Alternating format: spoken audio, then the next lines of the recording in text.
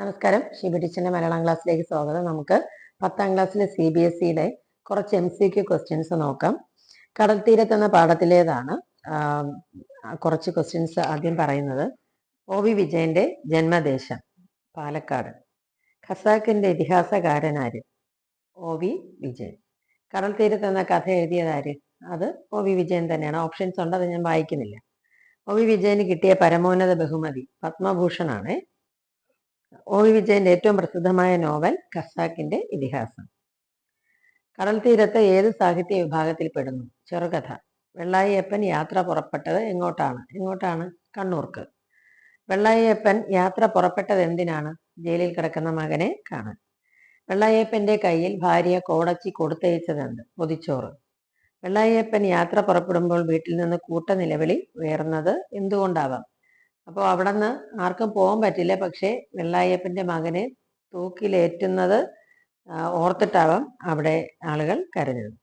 അമ്മിണിയുടെ വീട്ടിലും മുത്തുരാവുത്തറിന്റെ വീട്ടിലും അവരുടെ അവസ്ഥ എന്തായിരുന്നു? എല്ലാവരും ശ്രദ്ധാലുക്കളും വിഷാദവാന്മാരുമായിരുന്നു. ഇയാളുടെ അവസ്ഥയിൽ എല്ലാവരും വിഷാദവാന്മാരായിരുന്നു. OV വിജയന്റെ കൃതികളിൽ പെടാത്തത് ഏതെന്ന് പറഞ്ഞ് ഇതിനകത്ത് കൃതികൾ കൊടുത്തിട്ടുണ്ട്. അതിൽ നക്ഷത്രങ്ങളാണ് അതിൽ കൃതിയിൽ പെടാത്തത്. വിഷാദവും സഹാനുഭൂതിയും നിറഞ്ഞത് എവിടെ? അവിടെയുള്ള അവിടുത്തെ കുടിലുകളിൽ. വെള്ളായപ്പന്റെ പാഴുതറ ഗ്രാമത്തിൽ നിന്ന് ആരും കൂടെ പോകാത്ത എന്തുകൊണ്ടാണ്? കയ്യിൽ പണമില്ലാത്തതിനാൽ. അപ്പൊ ഈ ഒരു യാത്ര, കണ്ണൂരിലേക്കുള്ള യാത്ര പാഴുതറ ഗ്രാമത്തിന് വേണ്ടിയായിരുന്നു എന്ന് പറയുന്നത് ആരാണ്? കഥാകൃത്താണ് പറയുന്നത്. വെള്ളായപ്പൻ കുടിയിരിപ്പുകൾ വിട്ട് പാടം മുറിച്ച് കടന്നത് എങ്ങോട്ടാണ്? പറമ്പിലേക്ക്. വെള്ളായപ്പന്റെ പിന്നിൽ നിലവിളി അകന്ന് ശമിച്ചത് എപ്പോൾ? പാടം മുറിച്ച് കടന്നപ്പോൾ. അപ്പൊ അവിടെ പാടം മുറിച്ച് കടന്ന് അദ്ദേഹത്തിന്റെ യാത്ര അദ്ദേഹം ആരംഭിക്കുകയാണ്. കണ്ണുനീരിന്റെ ഓതം തോർത്തുകെട്ടിലൂടെ നനഞ്ഞു പിടിക്കുന്നു. അതിന്റെ ഓതം എന്നുള്ള വാക്കിന്റെ അർത്ഥം നനവെന്നാണ്. ആരുടെയൊക്കെ ദുഃഖസഞ്ചാരങ്ങളുടെ തഴമ്പായി പോകുന്നത് ചവിട്ടടിപ്പാത. ദൈവങ്ങളെ തമ്പുരാക്കന്മാരെ എന്ന് വിളിച്ചതായിരിക്കും വെള്ളായപ്പൻ. കർഷകൻ എന്നതിന്റെ എതിർലിംഗം കർഷക എന്നാണ്. കരിമ്പനകൾ നിന്നത് ചവിട്ടടിപ്പാതയ്ക്ക് അരികിൽ.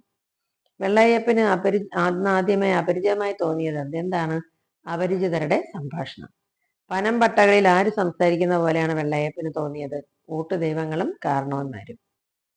തോർത്തിൽ പൊതിഞ്ഞു കെട്ടിയത് ആര്? ഈ പൊതിച്ചോറ് തോർത്തിൽ പൊതിഞ്ഞു കെട്ടിയത് കോടച്ചി. തീവണ്ടി ആഫീസിലെത്താൻ വെള്ളായപ്പന് എത്ര നടക്കണമായിരുന്നു? 4 കല്ല്. അന്നത്തെ അളവിന്റെ ഇതാണ്. ഓരോ സർവേ കല്ലുകളുണ്ടല്ലോ, അങ്ങനെ 4 കല്ല് നടക്കണം. വെള്ളായപ്പൻ ആദ്യമായി കണ്ടുമുട്ടിയത് ആരെ?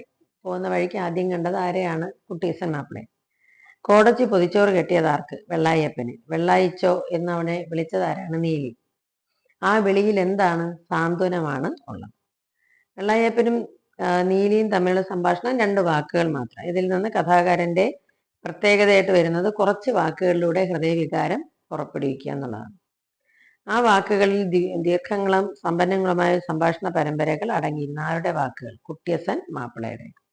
വെള്ളായപ്പൻ മരയ്ക്കാർക്ക് കൊടുക്കാനുണ്ടായിരുന്ന കടം എത്ര? 15 റുപ്പികയും 4 അണയും. ഈ യാത്രയിൽ അതിനെക്കുറിച്ച് ഓർക്കരുത്. ഏതിനെക്കുറിച്ച്? കടത്തെപ്പറ്റി ഓർക്കരുത്. ശ്രവണം എന്ന പദത്തിന്റെ നാനാർത്ഥമല്ലാത്തത്. ശ്രവണത്തിന്റെ നാനാർത്ഥമായി വരുന്നത് ഇതിനകത്ത് ശ്രദ്ധയാണ് ആൻസറായിട്ട് കൊടുത്തിരിക്കുന്നത്. വീട്ടാത്ത കടങ്ങൾ പടച്ചവന്റെ സൂക്ഷിപ്പുകളാണ്. ഈ വാക്കുകളുടെ ആശയം തിരിച്ചു തന്നില്ലെങ്കിലും ദൈവത്തിന് കോപം ഉണ്ടാവില്ല എന്നാണ്. നിന്റെയും എന്റെയും ദൈവങ്ങൾ തുണയ്ക്കട്ടെ. ഈ വാക്കുകൾ വ്യക്തമാകുന്നത് മതസൗഹാർദ്ദമാണ്. അസ്തമയത്തിലൂടെ പാടത്തേക്ക് ഇറങ്ങി നടന്നത് ആരാണ്? വെള്ളായിയുടെ അപ്പൻ.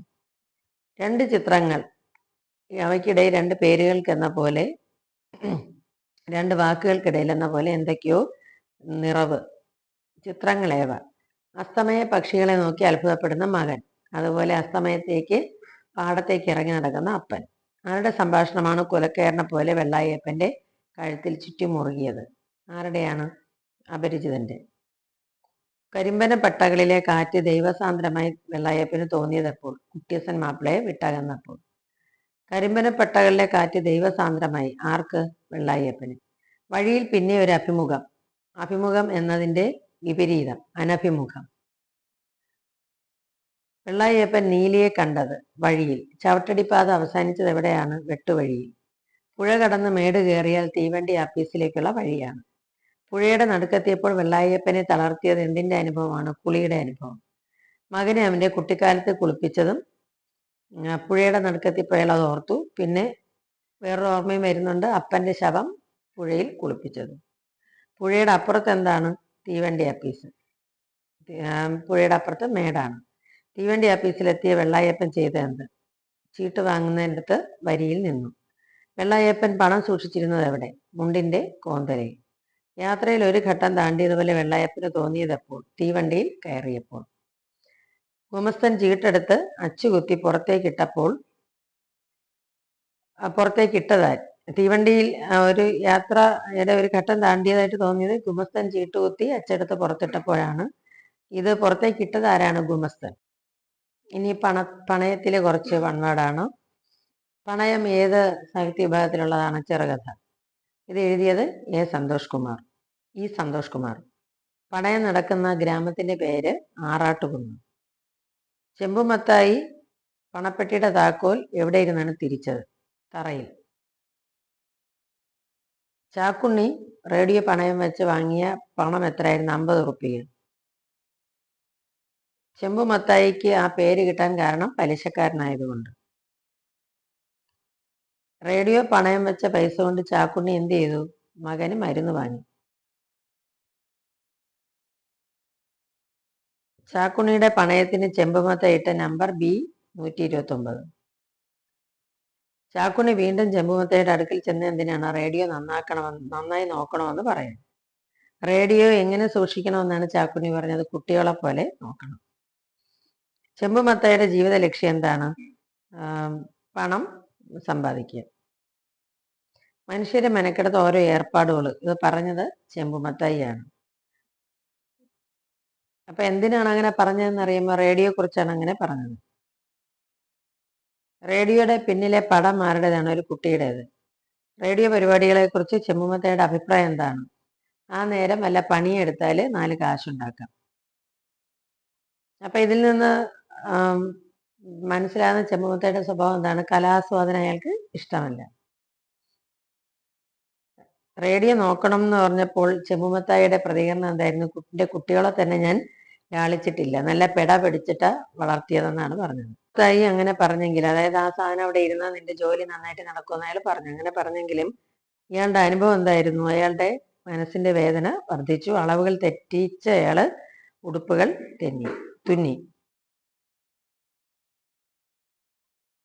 ആറാട്ടുകുന്നിൽ ആദ്യമായി റേഡിയോ വാങ്ങിച്ച പൗരനാണ് ചാക്കുണ്ണി. റേഡിയോ വാങ്ങാൻ വേണ്ടി അയാള് ബീഡി വലി നിർത്തി. ലക്ഷ്മണ സാന്ത്വനത്തിലെ കുറച്ച് വൺവേർഡ്. മലയാള ഭാഷയുടെ പിതാവ് തുഞ്ചത്ത് രാമാനുജൻ എഴുത്തച്ഛൻ. അപ്പൊ ഏത് കൃതിയിൽ നിന്നാണ് ലക്ഷ്മണ സാന്ത്വനം എടുത്തിരിക്കുന്നത്? അധ്യാത്മരാമായണം കിളിപ്പാട്ടിൽ നിന്നാണ്. രാമായണം എന്ന വാക്കിന്റെ അർത്ഥം രാമന്റെ അയനം, രാമന്റെ യാത്ര എന്നുള്ളതാണ്. സൗമിത്രകുമാര എന്ന സംബോധനയിൽ തെളിയുന്ന ഭാവം വാത്സല്യവും സ്നേഹവുമാണ്. മോഹമാതാവ് അവിദ്യ, മോഹത്തെ നശിപ്പിക്കുന്നത് വിദ്യ. ആലോല ചേതസ ഭോഗങ്ങൾ തേടുന്നത് ആരാണ്? ആലോല ചേതസ ഭോഗങ്ങൾ തേടുന്നു. കാലാഹീന പരിഗ്രസ്തമാൻ ലോകർ ആണ്, അല്ലെങ്കിൽ ജനങ്ങളാണ് ഭോഗങ്ങൾ തേടുന്നത്. കാലാഹി എന്നതിന്റെ വിഗ്രഹ രൂപം കാലമാകുന്ന അഹി. പെരുവഴി അമ്പലം എന്ന് പറഞ്ഞാൽ സത്രം. മനുഷ്യർക്ക് അസ്ഥിരമായത് ലക്ഷ്മി, ഐശ്വര്യം. ക്രോധം മൂലം എന്തുണ്ടാവും? മനസ്താപം ഉണ്ടാവും. ധർമ്മം ക്ഷയിക്കാനുള്ള കാരണം ക്രോധം. നിന്നാൽ അസാധ്യമായ ഒരു കർമ്മവും ഇല്ലെന്ന് ആരെ കുറിച്ച് പറയുന്നു? രാമൻ ലക്ഷ്മണനെ കുറിച്ച്. സ്വപ്ന സമാനമായതെന്ത്? കളത്ര സുഖം. ക്ഷണപ്രഭ പോലെ ചഞ്ചലമായതെന്ത്? ഭോഗങ്ങൾ. മോഹമാതാവ് അവിദ്യ. മോക്ഷാർത്ഥി എന്ത് ചെയ്യണം? ഏകാന്ത ചേതസോടെ വിദ്യാഭ്യാസം ചെയ്യണം. രാഗാദി സങ്കുലമായുള്ള സംസാരം എന്തിന് തുല്യമാണ്? സ്വപ്നത്തിന് തുല്യം. പഞ്ചഭൂതക നിർമ്മിതമാണ് ദേഹം. കാലമാകുന്ന പാമ്പിന്റെ വായിൽ അകപ്പെട്ട മനുഷ്യൻ എന്ത് ചെയ്യുന്നു? സുഖങ്ങളുടെ പിന്നാലെ പോകുന്നു. നദ്യാമൊഴുകുന്ന കഷ്ടങ്ങൾ പോലെ സൂചിപ്പിക്കുന്ന എന്തിനെയാണ്? ജീവിതത്തിന്റെ, മനുഷ്യ ജീവിതത്തെ, അല്ലെങ്കിൽ ആലയത്തിലെ സംഗമത്തിന്. പ്രിയദർശനം. ഈ കൃതി ഏതിലേതാണ്? പ്രിയദർശനം, നളിനി. അതിന്റെ ആദ്യ പേര് ഒരു സ്നേഹം. ആശയഗംഭീരൻ എന്നറിയപ്പെടുന്ന കുമാരനാശാണ് അത് രചിച്ചത്. സ്നേഹഗായകൻ എന്നറിയപ്പെടുന്നു. അദ്ദേഹത്തിന്റെ ആദ്യ ഖണ്ഡകാവ്യം വീണപൂവാണ്. കഷ്ടകാലം അഖിലം കഴിഞ്ഞു എന്നിവിടെ നളിനി പറയുന്നു. ദിവാകരനുമായിട്ടുള്ള വേർപിരിയലാണ് അവളുടെ കഷ്ടകാലം. വടിവി എന്ന് വന്നതാര്? ഇവിടെ ദിഷ്ടം ഇന്ന് വടിവിയെന്ന് വന്ന പോലെ, എൻ്റെ ഭാഗ്യം, എൻ്റെ വിധി ഇവിടെ വടിവി എന്ന് രൂപമെടുത്ത് വന്നതുപോലെ. ചിരമഹോ കൊതിച്ചു ഞാൻ. നളിനി ചിരം കൊതിച്ചത് എന്തിനാണ്? ദിവാകരനെ കാണാൻ.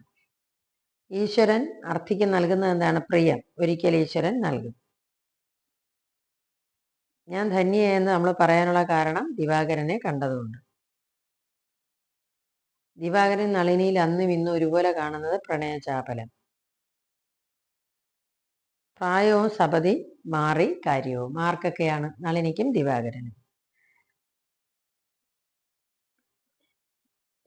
നളിനിയുടെ മുഖത്തെ ഉപമിക്കുന്ന എന്തിനോടാണ്? മഞ്ഞുതുള്ളി വീണ പനിനീർ സുമത്തോട്. അതിനുള്ള കാരണം അവളുടെ കരഞ്ഞു തുടുത്ത മുഖമായതുകൊണ്ട്. നിജകർമ്മ നീതരാണ് ശരീരികൾ. അവനവന്റെ കാര്യത്തിന് വേണ്ടി പോകുന്നവരാണ്.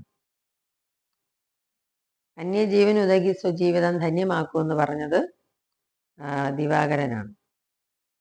ആഗതം എന്ന വാക്കിന്റെ വിപരീതം ഗതം.